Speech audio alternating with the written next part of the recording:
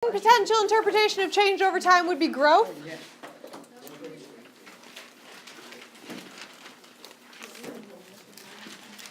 In that sense, if we're talking about change over time and we say it's growth, what's changing there? Like the structure of your body.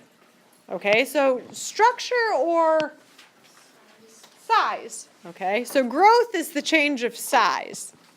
What else can change with time?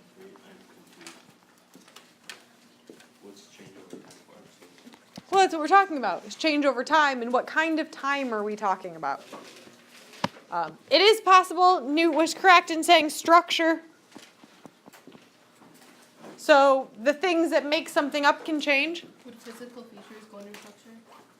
Physical features could go under structure, but it could also not be structure, but it could be like coloration can change over time, right? Like in the sense of evolution. So if you're saying change over time is evolution, are you talking about like short bursts of time or very long times?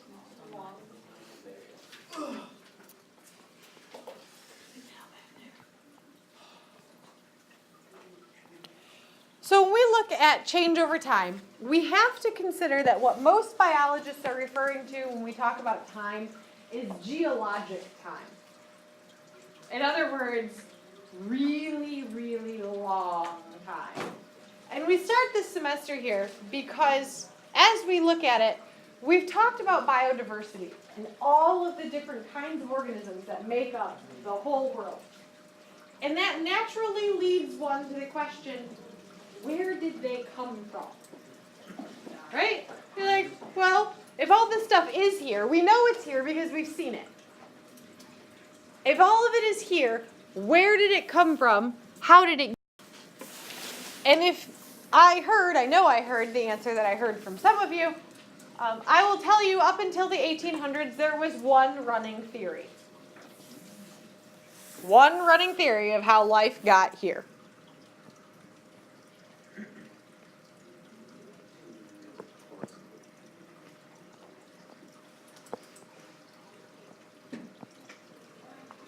And it was called the theory of special creation. The theory of special creation said that life itself was immutable. What does immutable mean?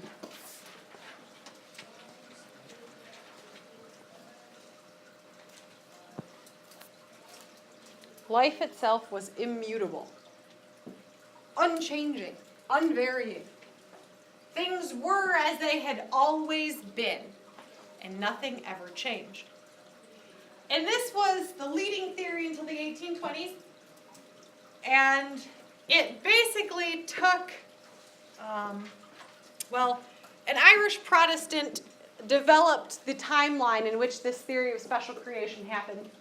What he did was took the account that we had of the theory of special creation and calculated it down to the day how old Earth was. About 5,230 years. And I do believe he said it was created on a Wednesday in March. Sounds vaguely familiar. Sounds like a good I did that. Sounds accurate. Summer weather transition. His name was James Ussher. His name Usher isn't all that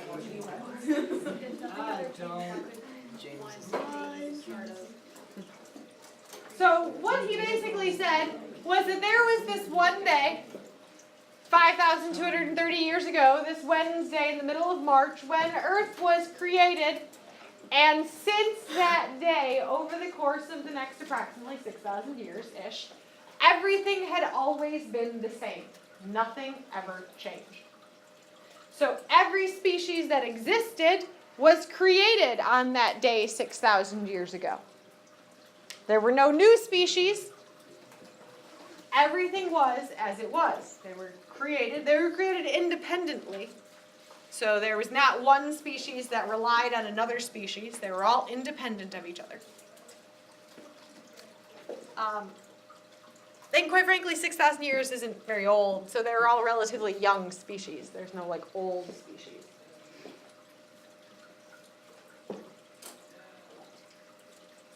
We naturally hear this theory and we're like, I'm not a fan of this theory. Some of you may recognize the theory of special creation as being Genesis 1, 1, right? Isn't that what it said? That's what the theory of special creation is. And this theory was rejected in the 1820s for a few reasons, one of which being, we recognized that we found fossils, and fossils were recognized as being older versions of life forms. So we were like, well, okay, so there's some evidence to disprove this theory of special creation. Now here's where I'm going to tell you, at this point in time, you're all like, I don't know if she should be going where she's going, because she basically just said that Genesis was wrong. Ooh. So, what I am telling you is Genesis should not be taken literally. If you interpret it literally, you end up with an Earth that is about 6,000 years old, and species that are immutable. How many of you are currently worried about the destination of my eternal soul? You're going to a bad place. Yeah, you are. This is my disclaimer at this chapter every single year. So I'll give you my disclaimer. Still worried about my soul? Yes. I'm always worried about your soul. I just care about you so much. So in the theory of special creation, are only the species immutable, or is the entire theory? Entire Earth. So the theory is not immutable, but all of creation is So that immutable. means Earth, rocks, life. So once it's created, nothing. It is as So it they're is. saying volcanic, it does not exist? Right. Or is it So just we're created saying as that there's is? no plate tectonics. We're saying, in the theory of special creation, the continents are where the continents have always been. Like, There are no new islands. There's everything what's the is soul? as it was created. She's saying Genesis didn't happen. Yeah, I'm basically telling you that creationism is not what you think it is. And this is when you start getting really nervous. You're like, hey, I've been in Old Testament all year, right? Isn't that what you guys are taking right now? Not anymore. So, you've been in this whole Old Testament thing, and I don't want you to worry that I'm about to say words that I can't say here. I think you and Miss Smith should swing it out, see who's really the truth. Y'all can't. That'd be a good one. What's the definition for immutable? Unchanging. And so when you talk about it, does that mean the world never split apart? And so it makes. Never mind. I'm not saying that. So I give you this preface to my comments or to this particular chapter because there are many students who at this point in time, I have in the past had students stop by and see me before school, after school, or I've gotten emails from parents that say, this whole evolution thing that you're about to say, you can't teach my kid that. You're leading my kid down the road to non-believing. I've fielded these questions in the past. I promise you I'm not leading you down the road of non-belief. And there's a reason for it. Creation does exist, right? You and I are here, agreed? This isn't debatable.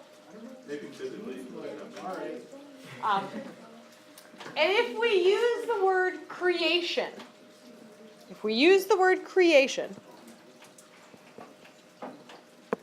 creation is an interesting word because it implies that something else exists.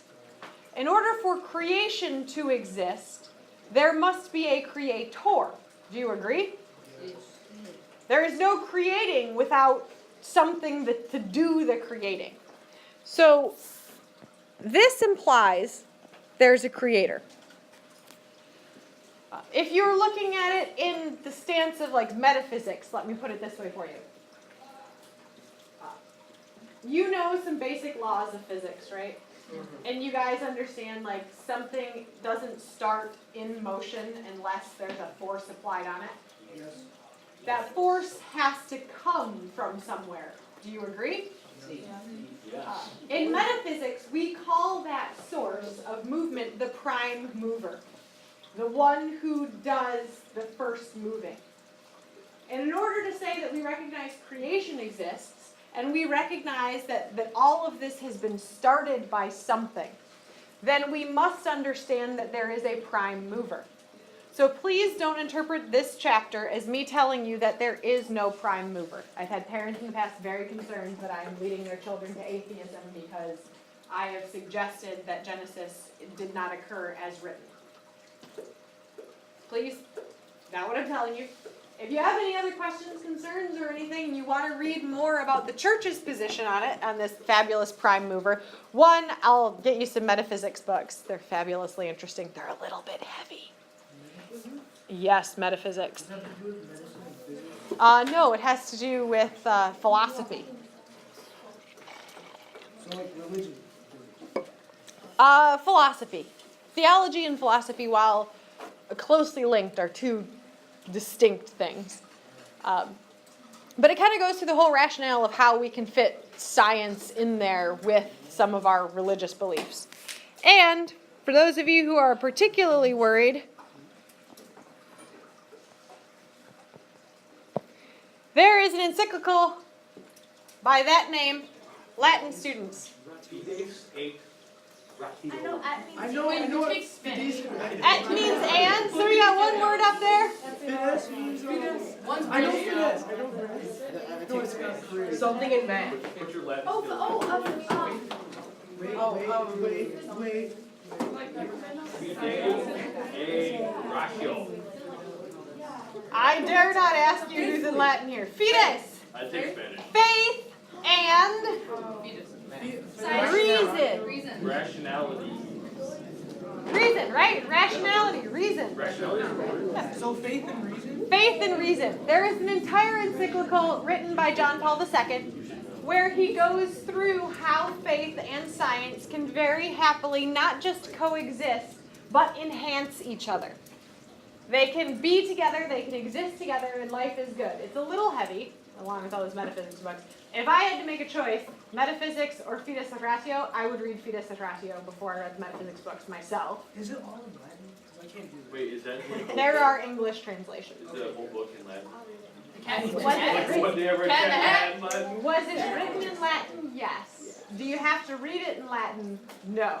There are fine people out there who not only translated it, they posted it for free on the internet. Dope. I love those people. What's the internet? Ah, hilarious. Good one. Oh, so wait, you know the Big Bang Theory?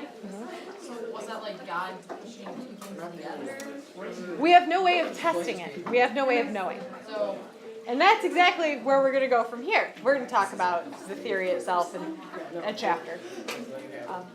But I say this to you now so you all understand that everything that we will cover in this chapter is perfectly okay to cover. We are not denying any existence. I am not telling you that the creator doesn't exist, that the prime mover doesn't exist. What I am saying is this will be the last time I mention that creator or prime mover for this purpose. You cannot test the existence of the creator or the prime mover. You can't. A scientist cannot subject it to any kind of scientific experiment. There's no way. There's no way to quantitatively determine its existence. So therefore, it would be foolish of me to do so. Listen, last guy I recall reading about doing so did something along the lines of stand on this parapet and throw yourself off. If you are who you say you are, legions of angels will come find you. That's what. And I, my friends, am not affiliating with that one. Wait, who did that? What? Devil did that to Jesus in the desert. But he didn't do it though. No, he did not. You can't So test the what you're trying to say is you jumped off You just Yeah, said- Newt's got it. Anybody else remember that story? just kidding. Just saying, that's that. That would have been offensive. So it wasn't until the 1820s when we already said, we found some evidence of fossils, and we were like, hey, theory of special creation plus fossils equals confusion. Right? Counter evidence. So there are some scientists who tried to take that counter evidence to say to James Ussher, like, hey, I'm not really okay with your calculations. Things must have happened a little bit differently. And the first of those scientists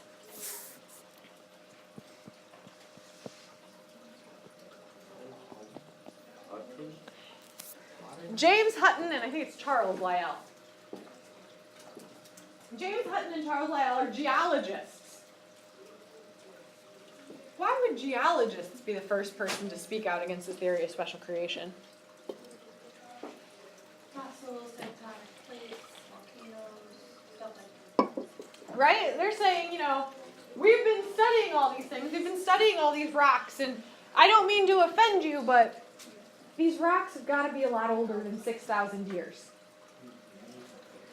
They came out with a theory. You just take a guess. Okay. Yeah, you wouldn't have gotten it. You know what? That was his next guess. Oh, I was- silence! Silence from Quinn Blair! Hey, What is Hey, happening? kids! Hey! It's gonna be okay. I was just being respectful to the class. This is not gonna work. This class is not gonna work. This was my life 7th hour last semester. Really? How's it going? Except, Sorry. it was better just because you First hour. 6 hours was the best because they had me and I taught the class, so that was pretty good. get formatarian. Yes, uniformitarianism. And Hutton and Lyell's theory of uniformitarianism basically said the forces that shaped Earth, all of those things you guys might deem as acts of God. All of those things you guys may deem as acts of God, volcanoes, hurricanes, tectonic plate shifting, which would be earthquake, yeah? Yeah. All of those things shaped what became Earth as we know it. And here's why they thought that. If everything happened and over short amounts of time, everything would be nice and even, right? It'd be one thing stacked right on top of each other. And Hutton and Lyell, actually it was Lyell, who discovered some rock formations that while they grow layer on top of layer, he actually found some rock formations that were perpendicular to each other. That means that something had to have happened that caused two parallel sections to fracture and then shift. That meant Earth wasn't the same. Something changed. And the thing that changed meant that it was slow.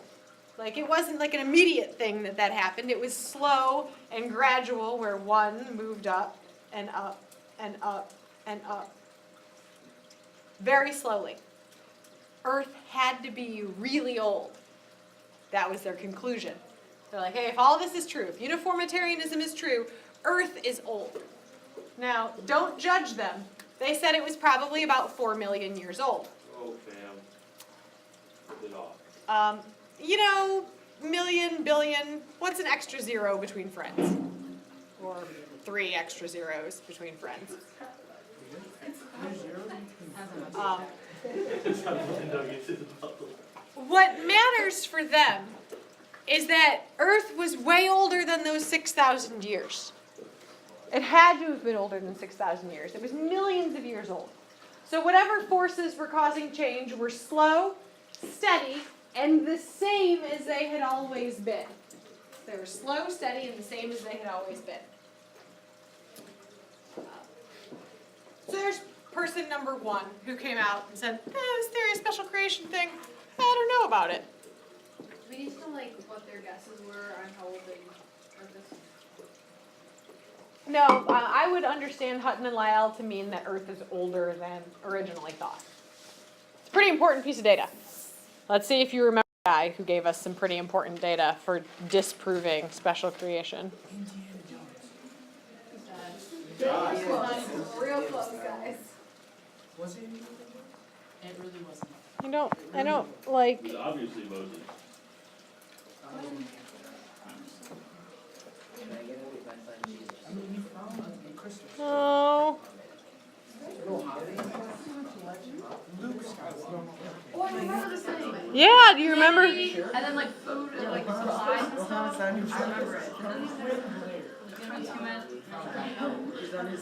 If you're thinking of that guy, you are thinking of the correct one. Wait, which guy? I don't know. This guy.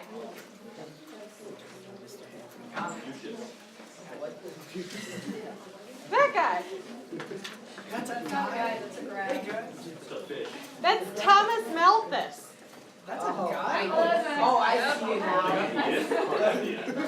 I remember you. I do not see a single thing. Thomas Malthus is the one who drew us this graph and told us that the population was very quickly going to outstrip the food supply. Wait, Thomas Oh, I know what you're. Remember him, the most depressing scientist ever? But he wasn't really a scientist, he was an We economist. all died because the autotrophs is outweighing heterotrophs. He said we were all gonna eventually die because we were gonna run out of food. Oh, but wait. We did it. Before all populations died, remember we were going to encounter such joyful, gleeful things as famine and war.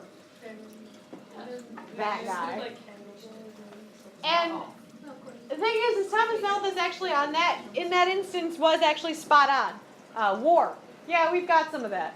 Famine? Yeah, there's been some of that too. Hey, there are people who are actually running out of food. Not us.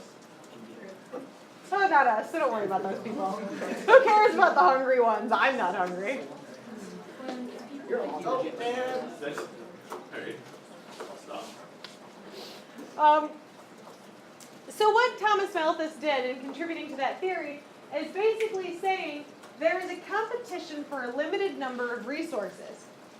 And there are going to be some organisms that are better at survival than others.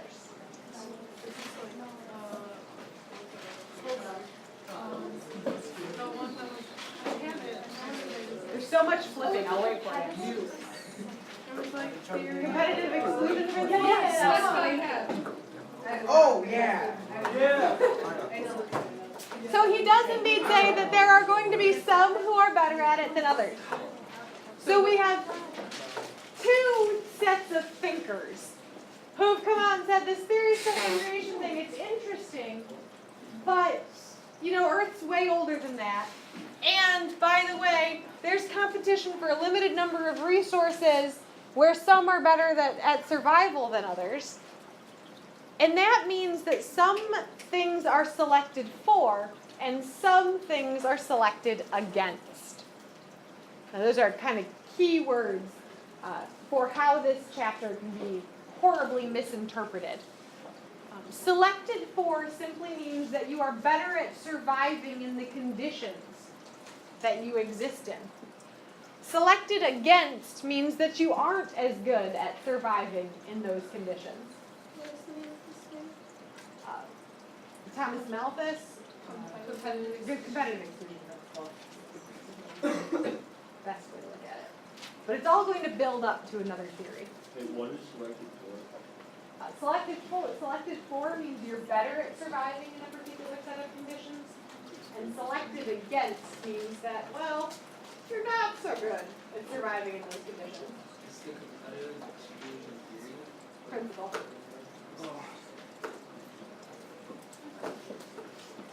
So here's our timeline. 1820s, James Ussher. Earth is not very old and was created by a creator in one moment, in one creation instant. Everything has been the same since. Then Hutton and Lyell are like, that can't be right. And then Thomas Malthus is like, yeah, no, I'm not good with that. There's some competition here. Remember, we said the theory of special creation said that species existed independently of each other. Does that look like independent existence? Wait, what does it mean by existing independently? Like, did not rely on other things at all? Mm-hmm.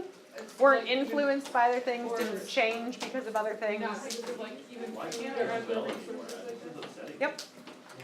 Sad.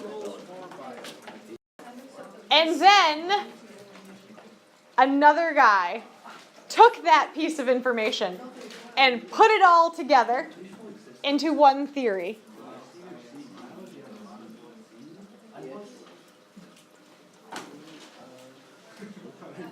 Uh-oh.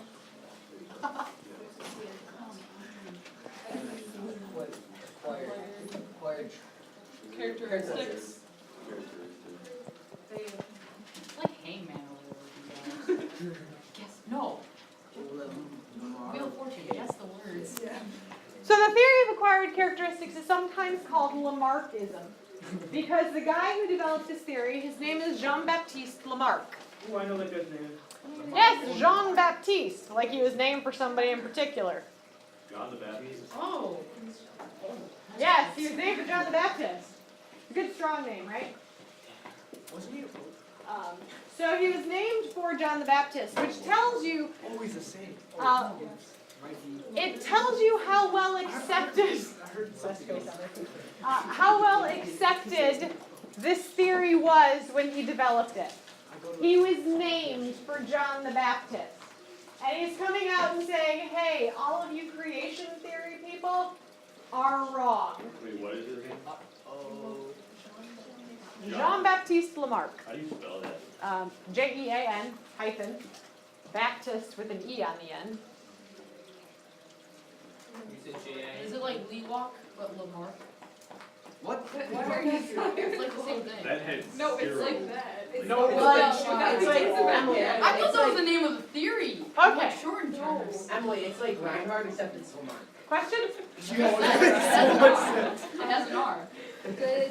We're like 30% of the way Agree there. with this theory of special creation or with Theory of special creation. He agreed with Hutton and Lyell and disagreed with theory of special creation. So all of these people worked together to form the foundations for Lamarck to say this. Lamarck said, hey, things are clearly really old, and they're changing, which is what Hutton and Lyell told us. So he didn't say anything new yet. He just took from other scientists. He borrowed. And he said that Malthus told us that there is competition, and that some are better at competing than others. And Lamarck basically said an organism can acquire characteristics or traits that make them better at surviving, being better at competing. It can give them some kind of advantage. For example, Lamarck would have said, well, I know how we got giraffes. There were horses, and they couldn't reach the higher leaves. So all those leaves, they were just on the tree. So a horse stretched a little bit, and its neck got longer. What? Basic. And because it stretched a little bit and its neck got longer, it got taller. So its offspring were taller. And those stretched a little more. And so their offspring were taller. And they stretched a little more. And their offspring got taller. And then Quinn was created. Wait, is this a true story? This is Lamarck's theory, yes. I'm not making up Lamarck's theory. Oh, so Jean-Baptiste Lamarck in the 1840s came out and said, hey, Earth is changing and here's how I think it's changing. So basically, Lamarck's theory is a summary of Hunt and Lyell and Malthus theory plus adaptations and evolution. Yes. And this Wow. was not So accepted by the. It was not accepted, exactly. It was not accepted by the creationists at all, and quite frankly, most of you just rebuffed it. Because you realized that basically what I just said was if you want to have offspring who are exceptionally muscular, you should probably start working out. And when they're born, Well, I'll say that again. they're going to be super muscular. Because isn't that what Lamarck just said? Basically. Or like 10 toes or But, so something. then someone had to come in and imply that like genetics don't influence all traits, also like. And here's why Lamarck said this. Lamarck is trying to offer an explanation for the fact that the world is changing. And we saw it changing. Scientists at the time recognized that it was changing. He's trying to offer a method of change. And at the time, his method for change, his explanation for it, totally made sense because they didn't know anything about genetics. And by they didn't know anything about genetics, I mean, remember I said this is 1840s? The field of genetics wasn't founded until 1950. Wow. So it's not his fault that it's a little bit far-fetched. Wasn't that guy like the beam? Gregor Mendel, Yeah. he was essentially written off Dude, wasn't that the dude with like until the RT? 1950s. Yeah, like the flower things, So the boxes. just so you all understand what Lamarck's saying, to make sure we totally get it, That means if your parents have tattoos, when you were born, you should have been born with the same tattoos. What? Same, That- right on my That face. is so great. I'm Just getting like see a tattooed baby on walking black around with line. stamps, stamps. I feel bad for Quinn. Same, Quinn, same. So, you all recognize why Lamarck's theory was then rejected, I right? feel like you talked about this before, like right at the beginning. Yeah, we did. Yeah. First I time we're remember that totally tattoo. Because it's ridiculous. It is essentially ridiculous, right? Like we look at it and we're like, hey, that doesn't make sense. At the time, they didn't have enough experiments, enough practical applications of knowledge to disprove the theory. It wasn't until experiments came out where they cropped the tails of Doberman pinschers and cropped the ears of Doberman pinschers. You know, there's certain kinds of dogs that you have to crop their tail, surgically shorten it, because their tails will break, they're very fragile, and the dog will get sick. So those dogs, they crop the tail. When you allow those dogs to have offspring, according to Lamarck, their offspring's tails should all be cropped. Oh, we did it to my dog, and then it died. Buddy. Yeah, I got hit by a car. We're sorry to hear for your loss. I was just in Buddy. 4th grade. You told me the story before. I don't hear Jan, question. I feel like when did this originally happen? Like all these theories. 1840s. Oh, that makes sense. Question? Wait, couldn't this theory like apply like if both of the parents have brown eyes, they would have brown eyes? And that's in part where Lamarck would have found his confusion, that there are some traits that are heritable, but they didn't know how yet. They had no mode of inheritance that was understood. Lamarck's theory was, I don't want to say quickly disproven, but an alternate theory was quickly provided that seemed more plausible than Lamarck's acquired characteristics. I have a question. So if everything, so technically giraffes, like how it was an adaptation, and how the adaptation like come if it wasn't like it was over time. That was part of the biggest problem with Lamarck's theory well, besides the fact it doesn't make any sense. He didn't have a method of explaining how it happened, not over one generation, but many generations. That was one of his major flaws. One, he had no method of explaining like how inheritance worked. And two, it didn't actually make it over generations. It was a single generation. And we know that change over time doesn't happen in a single generation. What do you mean there wasn't enough experiments or data? Like, couldn't you see like that? Stop flirting. I thought he was talking to me. You know, Like, couldn't you see that like if a parent, like a tall parent had like a short kid, like isn't that evidence? you would think it was evidence, but he didn't use it as evidence. Like nobody used it to disprove it. And at the time, you have to keep in mind that the people like Lamarck who were doing this kind of work, academics today are a dime a dozen. You can find a lot of people who consider themselves academics or scholars. Back in the day, most people were fighting just to survive. Like 1840s, knowing that most of this work came out of Great Britain, they were dealing with famines and flus and plagues, and survival was the name of the game, not science. So this isn't something that was necessarily discussed among the populations so much as discussed among the academics. So how did he try to like prove his theory if he didn't have any way to test it? Did he just said it, it's kind of accepted at the time? Yeah, he had a few examples of things that would have made sense, but